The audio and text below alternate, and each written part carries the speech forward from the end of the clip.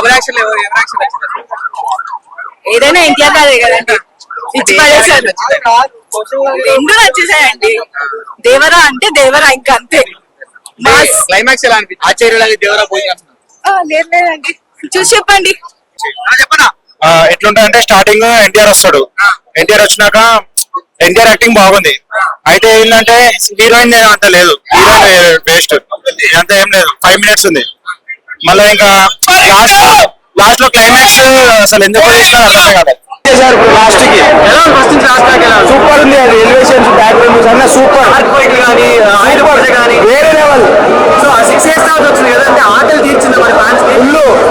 ఏంటి అమ్మయ్య ఏమని చెప్తావు, ఎంతని చెప్తావు, ప్రతి సీన్ విజువల్స్ అయ్యేది భయ్యా. 1 man show ఫైట్ అంటే చాలా స్లోగా ఉందంట. ఎవరు చెప్తుంది స్లో ఉందని? ఎన్టీఆర్ సబ్ ఎప్పుడు ఫాస్టే, ఎన్టీఆర్ సబ్ ఎప్పుడు ఫాస్టే. సూపర్ బ్లాక్ బాస్టర్ మూవీ, అంతే బ్లాక్ బాస్టర్.